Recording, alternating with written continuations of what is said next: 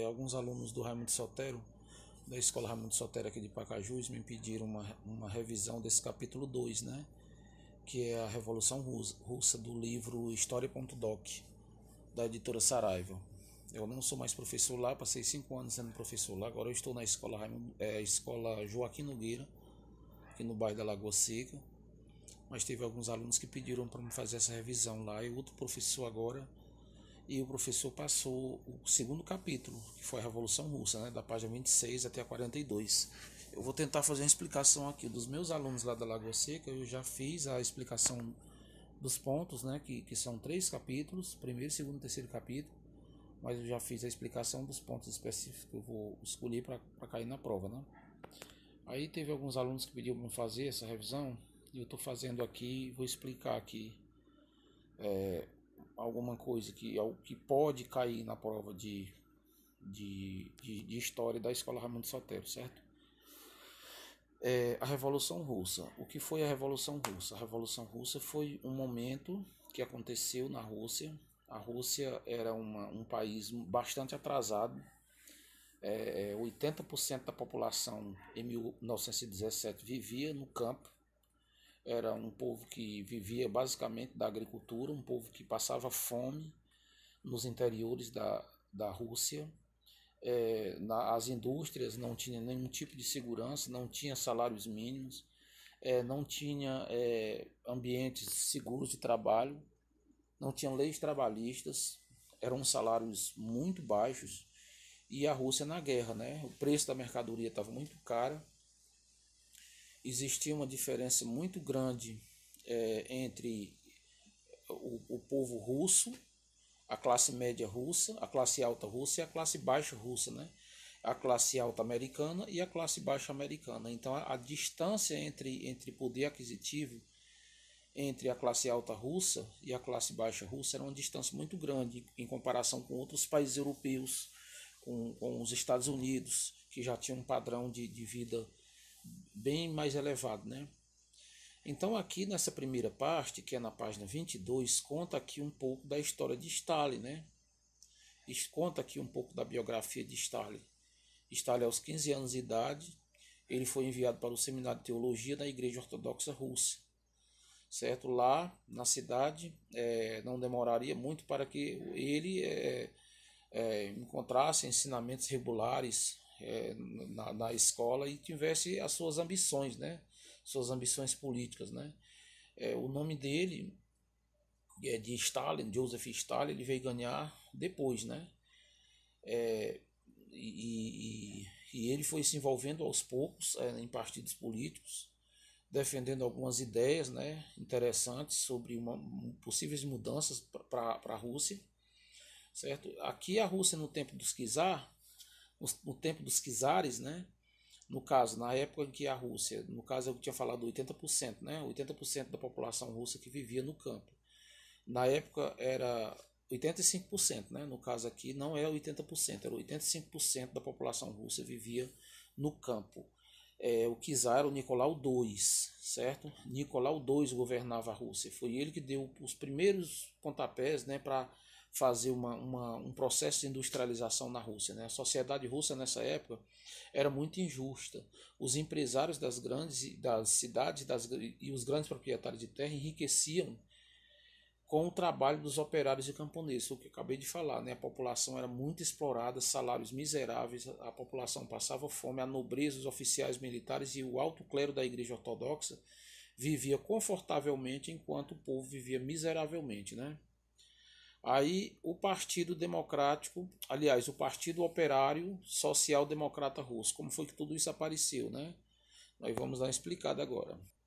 Ó, nós temos aqui, quando esse partido aqui ele foi fundado, né, com base nos ensinamentos de Karl Marx, né, o socialista, o mais famoso socialista de toda a história, né, e Friedrich Engels, esse partido ele começou a ganhar espaço, ganhar nome na sociedade russa, e a partir de 1903, né, esse partido ele já estava bem amplo, e ele se dividiu em 2 grupos, né, os bolcheviques e os mencheviques. dois grupos, a maioria e as minorias, bolcheviques a maioria e mencheviques a minoria. Esses dois partidos tinham praticamente as mesmas ideias, né? Só que eles tinham uma coisa que diferenciava, que no caso o grupo bolcheviques ele era mais violento. O grupo menchevique já era um grupo já menos violento, um grupo que queria fazer uma revolução na calma, na paz, né, devagarzinho. Os bolcheviques eles já eram bem violentos, né? Os mencheviques defendiam que qualquer pessoa poderia aderir ao partido, né? Stalin concordou com os bolcheviques, enquanto o outro destacado, né, como militante da época, era Trotsky, preferiu a proposta dos mencheviques. O partido ficou dividido em 1912, né? Rompeu-se definitivamente, formando o Partido Bolchevique e o Partido Menchevique, justamente por questões que eu acabei de falar, né? Questões ideológicas. Que para poder entrar nesse partido a pessoa tinha que ter certas posturas, né? Defender certos interesses desses partidos que estavam ligados à questão socialista, né? Que era a estatalização de empresa, o operário ser um eterno funcionário do Estado, as fazendas serem distribuídas em pequenas propriedades para que aqueles pequenos proprietários que tomar de conta daquela terra que seria do Estado, eles pagarem impostos, né? No caso, ao possível chefe de Estado que pudesse aparecer, né? Quando acontecesse uma revolução. Aí, em 1905, a Rússia teve várias perdas, né, em guerras contra o Japão, até reconhecer a derrota em setembro. Né? Isso aumentou o descontentamento com Nicolau II, né, que já se metia em toda a confusão. Aí teve um dia que, em 1905, 200 mil pessoas fizeram uma passeata. Né? Aí foi o que ele fez, inesperadamente a polícia apareceu lá e matou 92 pessoas, né, na bala. 92 operários, né, que estavam lá lutando por direitos trabalhistas, por uma questão de salubridade, né, ter mais higiene no local de trabalho, uma coisa que não tinha. Né? Gente, eu estava examinando aqui essa parte da convocação de Duma. Né? A Duma é um parlamento, né? Em que o Nicolau II, que era o czar, o rei, né, o imperador russo, ele com a criação dessa Duma, que era o parlamento, ele diminuiria o poder dele, a influência dele. Ele prometeu fazer essa Duma, criar esse parlamento, mas ele não cumpriu, né? Ele não cumpriu. Gente, o destaque de Stalin, aqui no mesmo texto falando de Stalin, né? O destaque de Stalin no Comitê Central, né? Ele foi fazendo da figura de Stalin uma pessoa muito importante dentro do grupo bolchevique, né? Que era liderado por Lenin. Então aqui a gente vê uma projeção de Stalin. Stalin foi o cara que ficou mais tempo dominando a Rússia, né? Depois da Revolução Russa. Logo após a morte de Lenin, em 1924, que a Revolução foi em 1917. Lenin morreu em 1924 e a partir de 1924 Stalin conseguiu ficar no poder até a década de 50, né? Passou mais de 30 anos no poder. Aqui nós temos a Rússia na Primeira Guerra, em 1914, né? Quando a guerra começa, 2 milhões de homens morreram, gente, no campo de batalha do lado russo, né? 2 milhões de russos morreram na guerra. A Rússia mandou mais de 2 milhões de soldados para a guerra, um país que não tinha condição de manter nem o seu povo, quanto mais fazer uma guerra.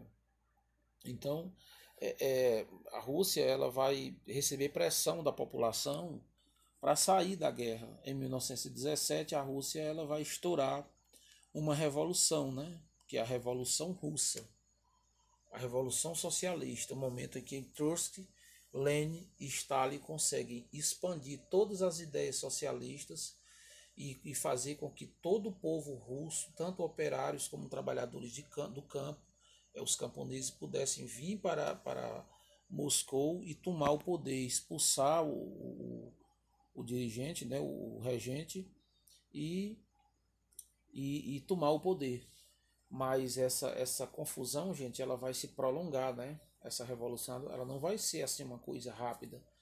A Rússia ela vai sair da guerra, ela vai pedir para sair, vai assinar um tratado com a Alemanha. A Alemanha vai permitir a saída da Rússia sem nenhum problema, mas desde que a Rússia assine um documento doando parte do leste europeu, que é Letônia, Estônia, Polônia, tudo para as mãos da Alemanha, né? E eles fazem isso, assinam o documento e saem da guerra, né? Para poder conter os problemas que está acontecendo com a Revolução Russa. Mas a Revolução Russa ela vai se estender até 1917, né?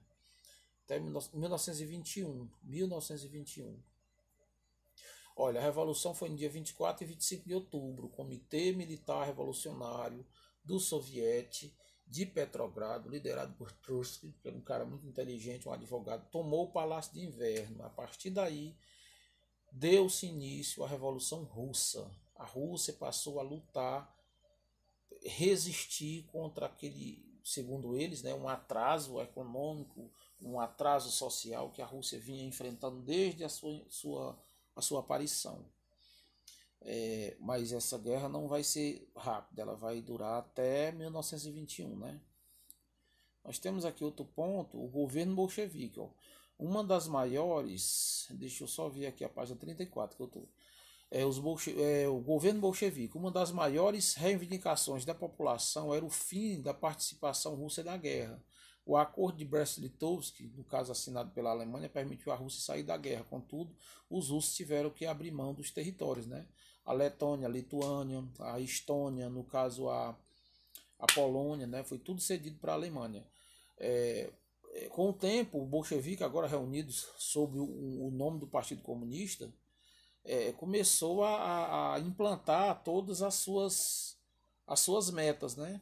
As suas metas, que era primeiro estatalizar o governo bolchevique. A primeira coisa que ele fez foi estatalizar empresas. O que é estatalizar? Passar a controlar, passar o controle de uma empresa privada para o Estado, ou seja, estatalizar é tipo pegar uma empresa que é privada, uma empresa tipo assim, essa Vulcabras, que é aqui de uma pessoa particular, né?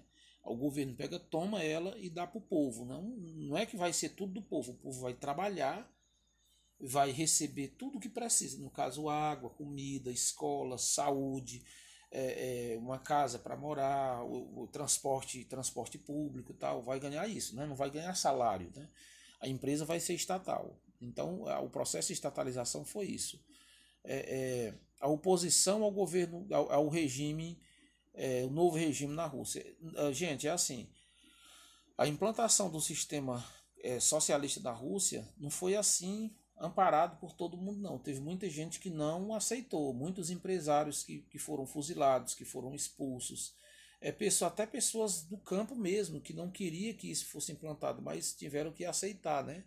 Grupos sociais que perderam o poder com a Revolução de Outubro não se conformaram, eram ex-empresários e ex-latifundiários, além de militares e membros da nobreza. O pessoal da Igreja Católica não aceitaram, né? Aquele povo nobre, importante. Com o apoio de países como a Inglaterra, a França e os Estados Unidos, eles criaram o chamado Exército Branco para combater os revolucionários. E os comunistas criaram o Exército Vermelho, né, comandado por Trotsky, né? E assim prosseguiu a guerra, ela vai até 1921. O que é o comunismo de guerra? O comunismo de guerra, para enfrentar a guerra, isso aqui já na página, qual é a página aqui, cara? A página 36, o que é o comunismo de guerra? O comunismo de guerra, as empresas comerciais, industriais e de serviços tornaram-se propriedade do governo, né?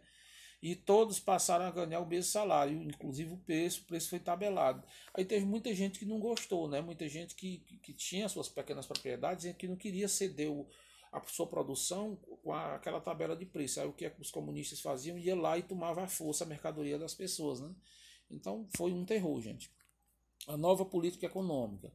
Após a Guerra Civil, né, terminada em 1921, para recuperar a economia do país, o governo adotou algumas medidas de caráter capitalista, conhecido como nova política econômica. Os camponeses podiam vender livremente nas feiras uma parcela de seus produtos, era tudo controlado. Por exemplo, quem produzia feijão, vendia 40%, 60% era para o governo e 40% era para ele vender na feira.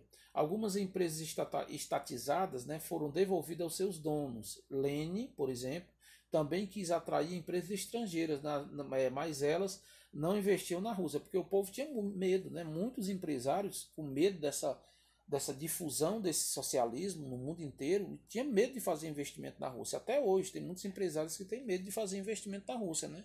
Principalmente com a conjuntura política que está hoje lá, né? Vladimir Putin lá ameaçando de bomba atômica para todo lado, né? Lá. É muito louco aquele cara. Em 1922, Stalin foi indicado por Lenin, olha aí a besteira que Lenin fez, para o cargo de secretário do Partido Comunista da União Soviética. Lenin morre em 1924, cara, aí quando Stalin assume o poder de vez, né? A maioria dos membros comunistas apoiou Stalin, enquanto Trotsky era um cara muito mais inteligente, não recebeu o apoio, né, para liderar esse povo. Ele ficou liderando a oposição, né, porque o partido tinha oposição também. Mas em seguida Trotsky já foi expulso do país, né, e depois, uns 10 ou foi 12 anos depois, ele estava exilado, se eu não me engano era no Chile, ou era na Venezuela, um lugar aí. E Stalin mandou matar ele lá, gente. Pensa num cabra ruim, Stalin. Aqui, ó, fala um pouco da vida de Lenin, né? É bom você ler para você entender um pouco da biografia de Lenin, certo? Isso aqui é uma coisa bem particular. Se você quiser dar uma lida, mas eu acho muito improvável a professora colocar alguma coisa sobre isso, certo? O outro ponto, gente, que pode cair na prova, que ela pode colocar, essa questão do plano quinquenal. O que é um plano quinquenal? Para se construir o socialismo na Rússia, foi feito o plano quinquenal. O plano quinquenal era um plano que a cada 5 anos eles faziam um balanço para ver o que era que tinha sido feito, o que poderia ser feito para melhorar e o que estava faltando ser feito, entendeu? Eles sempre observavam isso. Se tinha sido alcançado, se aquilo que foi alcançado foi suficiente e se precisava fazer alguns retoques e o que não foi alcançado. Entendeu? Então, o plano quinquenal, essa investigação, esse balanço era feito a cada 5 anos, né? Com a coletivização do campo, as terras dos camponeses foram tomadas à força. Ele criou as cooperativas, gente. As cooperativas eram assim, as pequenas fazendas, as grandes fazendas foram divididas em pequenas fazendas. E cada um produzia e entregava ao Estado aquela sua produção. Depois a cada um recebia o benefício de alguma forma, o maquinário, comidas, né, alguma coisa que eles precisassem, roupas, esse tipo de coisa. Então tudo era dividido entre o povo. Isso no meio rural, né? Deixa eu olhar aqui outra coisa interessante que pode cair. A industrialização soviética. A industrialização soviética na página 39, né? Ou aqui a industrialização soviética. Vamos ver aqui, já está com 17 minutos essa aula. A industrialização soviética. A coletivização do campo deu impulso a outra fase da construção do socialismo, a industrialização do país. Foi quando a Rússia começou a se industrializar. Stalin privilegiou a indústria pesada, setores de petróleo, de aço, construção de avião, turbinas, tratores, um monte de coisa para poder fazer da Rússia um país mais vamos dizer assim, mais pesado na parte da produção em massa de produtos que a gente chama indústria pesada, né? Que a gente chama indústria pesada, que é tipo assim, quando você produz aço, você produz aquele aço mais grosso, aquele aço mais pesado para mandar para outros países para eles poderem refinar, transformar em peças menores. O avião, a produção de turbina de avião, motores de avião, essa parte, tratores, a produção do motor do trator, a parte do pneu, aí a montagem seria para onde eles estão vendendo aquilo. Entendeu? Aí aqui a gente tem a produção industrial na Rússia em 1900 e 1940, em milhões de toneladas, por exemplo, carvão, ferro, aço. Tem aqui a tabelazinha que você depois pode dar uma olhadazinha, certo? O grande terror de Stalin. Stalin alcançou grande prestígio no Partido Comunista. A reação a críticas foi violenta. Em 1936 começou as perseguições. Foi uma coisa que ele fez até 1953, se eu não me engano, foi o ano que ele morreu. Né? Stalin, em 1938, as perseguições em massa acabaram, mas qualquer um que se manifestasse oposição seria preso, né? Ou expulso do país. Foi logo em seguida começou a Segunda Guerra Mundial, né? Que a Rússia vai entrar de novo na Segunda Guerra Mundial. Deixa eu olhar aqui outro ponto. Gente, esse realismo socialista aqui era uma forma que as pessoas escolheram para os pintores, né, russos. Eles começaram a pintar segundo o entendimento que os próprios socialistas tinham sobre o mundo. Eles não podiam inovar, não podiam fazer críticas ao governo, que no caso a pintura é uma forma de você expressar a sua opinião sobre as coisas. Mas o realismo socialista não, ele pintava de acordo com o querido governo, né? Tudo baseado no comunismo. Não tinha esse negócio do cara poder desenhar o que ele quisesse, não. Gente, outro ponto que ela pode colocar na prova é o socialismo soviético, né? A palavra socialismo tem muitos significados, né? O socialismo soviético, ele tem um fundamento, né? Ele é diferente do comunismo chinês, é diferente do comunismo lá de Cuba. Ele tem algumas características. Olha aqui, a estatalização da economia, principalmente naquela época do comunismo de guerra, que o preço da mercadoria foi tabelado, o povo tinha que estabelecer o preço das coisas que seriam vendidas, a quantidade de mercadoria que seria produzida, que entregar tudo ao Estado, o excesso e tal e tal. Por exemplo, uma característica do socialismo soviético foi a estatalização da economia, a suspensão da economia de mercado, o planejamento econômico estatal, o sistema de partido único, a perseguição policial a opositores e o controle dos meios de comunicação do Estado, tudo concentrado na mão de Stalin, né? E as pessoas, cara, eles tinham muito medo de Stalin, porque Stalin ele perseguiu até o último dia da vida dele, que morreu em 1953, né? Ele perseguiu muito. Então, o capitalismo, o socialismo soviético, ele foi caracterizado dessa forma, como uma ditadura muito pesada em cima da população. Então, gente, era até a página 42, né? Eu achei que tinha mais alguma coisa. Então, eu acho que ela poderia colocar alguma dessas coisas aí que eu falei para vocês, né? Eu espero ter ajudado vocês, né? Quem puder dar um like aí no vídeo, dê um like, se inscreva no canal e o que eu puder para fazer, o que eu puder fazer para ajudar vocês aí, eu faço, viu? Desculpa aí pelo vídeo ter sido 21 minutos, gente. Valeu.